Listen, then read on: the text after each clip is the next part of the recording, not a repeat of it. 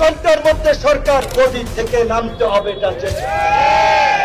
এই লঙ্কায় যায় সেই রাবণ হয়। মানুষ প্রত্যাশা করেছিল সেটার সাথে তারা বেইমানি করেছে, নায়ক থেকে খলনায়কে পরিণত হয়েছে। সব শালারা বাটপার। এই নাপান নেতাদেরকে দিতে হবে তারা কেন জাতীয় সরকার গঠন করেন না। তাহলে এই সরকারকেও তল্পিতল্পা গোছাতে হবে। জুলাই আগস্টে ছাত্র জনতা সকল শ্রেণী পেশার মানুষ একটা রক্তক্ষয়ী আন্দোলনের মধ্যে দিয়ে ফ্যাসিবাদের পতন ঘটিয়ে এই অন্তর্বর্তীকালীন সরকারকে দায়িত্ব দিয়েছিলাম। সেই সরকারের প্রধান আজকে আমাদেরকে এই রাস্তায় নামতে বাধ্য করেছে। ডক্টর মোহাম্মদ ইউনূসের প্রতি আমাদের শ্রদ্ধা ভক্তির ঘাটতি ছিল না, কিন্তু গতকালকে তার যে কথা, সেই কথার প্রতিবাদ না জানিয়ে কোনো বিবেক সম্পন্ন মানুষ থাকতে পারবে না। তিনি আন্তর্জাতিক ক্রাইসিস গ্রুপের মিটিং এ বলেছেন যে আওয়ামী লীগ নিষিদ্ধ করার কোনো পরিকল্পনা এই সরকারের নাই। আমরা আওয়ামী লীগ নিষিদ্ধের দাবিতে প্রোগ্রাম করেছিলাম, জেলায় প্রোগ্রাম দিয়েছিলাম। এই বছরের 5ই ফেব্রুয়ারিও প্রধান উপদেষ্টা বরাবর জেলা প্রশাসকদের মাধ্যমে এবং সম্পদ বাজেয়াপ্ত সহ 5 দফা দাবিতে স্মারকলিপি দিয়েছিলাম। 19শে ফেব্রুয়ারি বিক্ষোভ মিছিল করেছিলাম। কোন রাজনৈতিক দলের আওয়াজ পাওয়া নাই, রাজনৈতিক দল বলছে না। আমরা বারবার বলেছিলাম নিষিদ্ধের প্রশ্নে রাজনৈতিক দলগুলো তাদের অবস্থান পরিষ্কার করুন। রোজার দিনে জগন্নাথ বিশ্ববিদ্যালয়ের ছাত্রদের স্লোগানের রেফারেন্স টেনেই বলতে হচ্ছে সব শালারা বাটপার। জগন্নাথ বিশ্ববিদ্যালয়ের ছাত্ররা তাদের ক্যাম্পাস সঠিকভাবে যেন নির্মাণ হয়, সেই কারণে ওই বাটপার প্রতারক বিভিন্ন গোষ্ঠীর কাছ থেকে কাজ সেনাবাহিনীর কাছে দেওয়ার জন্য যেন সুষ্ঠুভাবে সম্পন্ন হয়, তারা স্লোগান দিয়েছিল সব শালারা বাটপার, আর্মি হবে ঠিকাদার। তো এই রাজনৈতিক এই পট পরিবর্তনের পরেও আমরা দেখতে পাচ্ছি বিভিন্ন রাজনৈতিক দল ভোটের কথা চিন্তা করে আওয়ামী লীগের কালো টাকা পেতে ভিতরে ভিতরে গোপনে গোপনে আওয়ামী লীগকে প্রোটেক্ট করছে। আজকে বিপ্লবের কান্ডারি বলে যে সমস্ত ছাত্র নেতারা পরিচিত, তাদের মন্ত্রণালয়ের সচিব থেকে বিভিন্ন দপ্তরেও এই ফাঁসিবাদের দোসর যারা এমপি নির্বাচন করেছে তারাও দায়িত্ব পালন করছে। আমি জানতে চাই যুবক্রিয়া উপদেষ্টার কাছে, বাফুফের সহসভাপতি জাহিদি রেডিয়ান ফার্মার আওয়ামী লীগের ফাঁসিবাদের দোসর 24-এ নির্বাচন করেছে, সে কিভাবে বাফুফের সহসভাপতি হয়? এটা তো বিপ্লবের ঠিকাদার দাবি করে ছাত্র নেতাদের মন্ত্রণালয়। তার মন্ত্রণালয়ের সচিব নজরুল ইসলাম আওয়ামী লীগের নিয়মিত সুবিধাভোগী ছিল। এইভাবে অন্তত 15 জন সচিব আছে যারা আওয়ামী লীগের আমলে নিয়মিত সুবিধাভোগী ছিল। তারা সচিব হচ্ছে, ছাত্র সমন্বয়করা বিভিন্ন জনের বিষয়ে তদবির করে তাদেরকে পুনর্বাসনের সুযোগ করে দিচ্ছে। আর দোষ আর্মি আর সরকারের। আঙ্গুর ফল না খেতে পেরে টক। সরকারের কাছ থেকে সুবিধা নিয়ে সরকারের উপর তারা খবরদারি জারি করে পার্টি গঠন করে তারা আজকে হাসিনার মতো আরেকটা ফ্যাসিস্ট পার্টি হতে চায়। সেই কারণে আজকে তারা আর্মি নিয়ন্ত্রণ করতে চায়, পুলিশ নিয়ন্ত্রণ করতে চায়, রাজনীতিবিদদের মধ্যে বিভাজন তৈরি করতে চায় এবং দেশে নৈরাজ্য তৈরি করতে চায়। তাদেরকে সহযোগিতা করছে কিছু তথাকথিত বুদ্ধিজীবী এবং তথাকথিত বিপ্লবী নামে কিছু লোকজন। আপনারা দেখবেন, ন্যারেটিভ গুলো দেখবেন, বয়ান দেখবেন, বক্তব্য ফলো করবেন। আমরা বলছিলাম ছাত্র জনতা, সামরিক বাহিনী, প্রশাসন, সমস্ত জনগণ অন্তত একটা পর্যায়ে এক বিন্দুতে এসে মিলিত হয়েছে বিদায়ী এই গণ অভ্যুত্থান সফল হয়েছে। গণ অভ্যুত্থানে যে প্রক্রিয়ায় হোক, যেভাবেই হোক, সেনাবাহিনী জনগণের পাশে এসে দাঁড়িয়েছে এবং সেনাবাহিনীর এই গৌরব উজ্জ্বল ভূমিকা 71-এর মুক্তিযুদ্ধ থেকে 90-এর স্বৈরাচার বিরোধী আন্দোলনও যদি দেখেন, এই 24-এর গণ অভ্যুত্থান দেখেন, সব সময় তারা শেষ পর্যন্ত দেশের স্বাধীনতা সার্বভৌমত্ব রক্ষায় জনগণের পাশে ছিল। 75-এর 7ই নভেম্বর সিপাহী জনতার বিপ্লবের মাধ্যমে জিয়াউর রহমান মুক্ত না হলে বাংলাদেশ যেমন একটা সংকটে পতিত হতো, 90-এ জেনারেল নুরুদ্দিন সাহেব যদি এরশাদ সাহেবকে, সরি মিস্টার প্রেসিডেন্ট, আমরা জনগণের বুকের উপরে পাড়া দিয়ে আপনাকে ক্ষমতায় রাখতে পারবো না, এই কথা যদি না বলতেন, 90-এও ডিফিকাল্ট গণঅভ্যুত্থান ঘটনাটা। 24-এর সামরিক বাহিনী যদি শেষ পর্যন্ত জনগণের কাতারে এসে না দাঁড়াতো, তাহলে দেশে গৃহযুদ্ধ লেগে যেত। ওই দক্ষিণ আফ্রিকার বিভিন্ন ব্যর্থ সংঘাতপূর্ণ রাষ্ট্রের তালিকায় বাংলাদেশের নামও যুক্ত হতো। তাহলে কেন গণ অভ্যুত্থান পরে সেনাবাহিনীকে জনগণের মুখোমুখি করা হচ্ছে?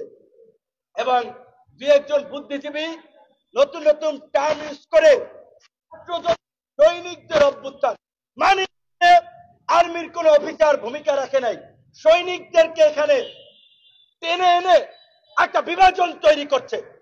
এই 75-এর মতো আরেকটা হঠকারী যারা নৈরাজ্য তৈরি করতে চায়। কাজেই নৈরাজ্যকারী হঠকারীদের বিরুদ্ধে আমাদের সজাগ এবং সতর্ক থাকতে হবে। আমরা বারবার বলছি, আসেন, এখনো বলছি, আওয়ামী লীগকে যদি আপনি বিপ্লবের শক্তি হন, আপনি আওয়ামী লীগকে নিষিদ্ধের পক্ষে থাকবেন। আমরা বলছি, সমস্ত রাজনৈতিক দলগুলো যদি 4 ব্যানার নিয়ে আগামীকালকে রাজপথে নামে, 24 ঘন্টার মধ্যে সরকার আওয়ামী লীগকে নিষিদ্ধ করতে বাধ্য হবে। এখন তাহলে দেখা দরকার, কারা ফ্যাসিবাদকে পুনর্বাসন করতে চায়, কারা গণতন্ত্র চায়, কারা অভ্যুত্থানের শক্তি।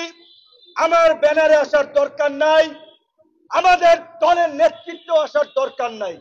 আগামীকালকে থেকে সব দল 4 ব্যানার নিয়ে আওয়ামী লীগ নিষিদ্ধের দাবিতে রাজপথে নামেন। রমজানের শেষ দিকে স্বাভাবিকভাবেই বিভিন্ন রাজনৈতিক দলের গুরুত্বপূর্ণ কর্মসূচি, সবাই বাড়ি যাবে, বছরে একটা ঈদ আসে, স্বজনদের জন্য কেনাকাটা, আবেগ অনুভূতি, অনেক কিছুই জড়িত। আমি গণ অধিকার পরিষদের নেতা কর্মীদেরকে অনুরোধ করে বলবো, এই ঈদটা প্রয়োজনে আমরা কম আনন্দ ফুর্তি করলাম, আগামীকালকে থেকে সারা দেশে জেলা উপজেলায় গণ অধিকার পরিষদের নেতা কর্মীরা আওয়ামী লীগ নিষিদ্ধে গণ স্বাক্ষর এবং অবস্থান কর্মসূচি পালন করবেন। ঢাকায় আমরা সকাল 11টায় জাতীয় প্রেস ক্লাবের সামনে এই গণস্বাক্ষর অবস্থান কর্মসূচি পালিত হবে। একইভাবে জেলা পর্যায়ে, উপজেলা পর্যায়ে 4 সুবিধাজনক সময়ে সারা দেশে আওয়ামী লীগ নিষিদ্ধ, গণহত্যার বিচার, লুটপাটের বিচারের দাবিতে এই গণস্বাক্ষর আপনারা সংগ্রহ করবেন এবং এই জনসমর্থন নিয়ে পরবর্তীতে আমাদের করণীয় এবং কর্মসূচি ঠিক করা হবে। আমরা সকলকে বলতে চাই যে আজকে বাংলাদেশ অত্যন্ত একটা সংকটপূর্ণ অবস্থানে দাঁড়িয়ে আছে। এইখানে সকলের ধৈর্য, বুদ্ধিমত্তা এবং সহনশীলতার প্রয়োজন। আমরা বারবার বলছিলাম, এই সংকট জাতীয় সংকট, জাতীয় ঐক্য ছাড়া, জাতীয় সরকার ছাড়া এই সংকট মোকাবেলা সম্ভব নয়। এই বক্তব্য 2 বছর আগে দিয়েছি। ইউটিউবে যান, গুগলে যান। আমরা জেলের মধ্যে ছিলাম, আমরা তো হাউস কইরা জেলে যাই নাই, আন্দোলনের কারণে জেলে নিয়েছিল, নির্যাতন করেছিল, তারপরেও কম্প্রোমাইজ করি নাই। প্রিজন ভ্যান থেকেও জনগণকে উদ্বুদ্ধ করার জন্য, আন্দোলনে শরীক হওয়ার জন্য আহ্বান জানিয়েছি। আন্দোলনের এই ফ্যাসিবাদের পতনের পরে এই ছাত্র নেতারা কেন জাতীয় সরকার গঠন করলো না? তারা কেন শুধুমাত্র 2 জনের প্রতিনিধি পরবর্তীতে আরেকজন ঢুকিয়েছে, আর বিভিন্ন দূতাবাসের প্রেসক্রিপশনে এই এনজিও মার্কা সরকার গঠন করেছে। এই জবাব এই ছাত্র নেতাদেরকে দিতে হবে। যদিও তারা এখন আর ছাত্র নেতা নাই, তারা এখন জাতীয় রাজনৈতিক দল এনসিপির নেতা হয়ে গিয়েছেন, নাপা নাগরিক পার্টি। কাজেই এই নাপার নেতাদেরকে দিতে হবে তারা কেন জাতীয় সরকার গঠন করেন নাই। আর আপনারা যদি বিপ্লবের প্রকৃত চেতনা ধারণ করেন, সরকারের থেকে সুবিধাবান ভাওতাবাজি রাজনীতি না করে জনতার কাতারে এসে রাজপথ থেকে আপনারা আওয়ামী লীগ নিষিদ্ধের দাবিতে আন্দোলন করেন, আবার কাঁধে কাঁধ মিলিয়ে জুলাই গণ অভ্যুত্থানের মতো বাংলাদেশকে আওয়ামী মুক্ত করি। কিন্তু ক্ষমতার চেয়ার বড়ই মহব্বতের চেয়ার, বড়ই ভালো লাগার চেয়ার, একবার ওইখানে বসলে আর কেউ ছাড়তে চায় না। সেই লঙ্কায় যায় সেই রাবণ হয়। আপনারা দেখেছেন ছাত্র নেতৃবৃন্দের মধ্যে এখন নিয়োগ, তদবির, ঠিকাদারি, বিভিন্ন প্রতিষ্ঠানকে দেওয়া, এমনকি তারা এখন সরকারের যে স্থানীয় সরকার সেই প্রশাসনে নিজেদের লোককে বসিয়ে দল বানাতে চায়। তো তুমি সরকারে বসে ভাইরা দল বানাবা, আর বাকি রাজনৈতিক দল চেয়ে চেয়ে দেখবে? তোমাদেরকে দল বানানোর জন্য সমস্ত রাজনৈতিক দল রাস্তায় নেমে আন্দোলন করেছিল। সময়ের 1 ভোর, অসময়ের 10 ভোর। একটা সময় আছে, অবশ্যই তরুণরা রাজনীতি করতে হবে, দল করা দরকার। অভ্যুত্থানের পরে আরো 2-4টা দল হওয়া দরকার। এক্স আর্মি অফিসার দল করেছে, করতেই পারে, ছাত্র একটা করেছে, আরো করুক, কিন্তু তাদের যে ইন্টিগ্রিটি, তাদের যে অনেস্টি মানুষ প্রত্যাশা করেছিল সেটার সাথে তারা বেইমানি করেছে। ইতিমধ্যেই তারা নায়ক থেকে খলনায়কে পরিণত হয়েছে। কাজেই আওয়ামী লীগকে নিষিদ্ধের দাবিতে ডাবল স্ট্যান্ডার্ড গেম কেউ না খেলে আমরা গণ অধিকার পরিষদের মতো সকল রাজনৈতিক দলকে রাজপথে নেমে আওয়াজ তোলার আহ্বান জানাই এবং প্রধান উপদেষ্টা সহ এই সরকারকে পরিষ্কারভাবে জানিয়ে দিতে চাই, এই গণ অভ্যুত্থানের প্রকৃত মাস্টার কারা, কিভাবে এই আন্দোলন কোথায় কিভাবে হয়েছে, সেটা 18 থেকে এই কোটা সংস্কার থেকে রাষ্ট্র সংস্কার আওয়াজ উঠানো তরুণরা জানে। কাজে আপনারা যদি তরুণদের এই আন্দোলনের স্পিডের সাথে প্রতারণা করে কোন ফরম্যাটে আওয়ামী লীগকে ব্যাক করানোর চেষ্টা করেন, তাদেরকেও গদি থেকে নামতে হবে, এটা জেনে রাখেন। এইটা জেনে রাখেন। শুধুমাত্র সরকার অকার্যকর হবে, দেশে স্থিতিশীলতা আসবে না, সংকট ঘনীভূত হবে। এই কারণে এতদিন কোনো ওইভাবে জোরালো কথা বলি নাই, সরকারের বিরুদ্ধে রাস্তায় নামি নাই, বরঞ্চ যারা আন্দোলন করছে মিডিয়ার ভাইরা সাক্ষী, তাদের আন্দোলন থামাতে, তাদের সাথে সরকারের সমঝোতা করানোর জন্য কথা বলেছি, বুঝিয়েছি।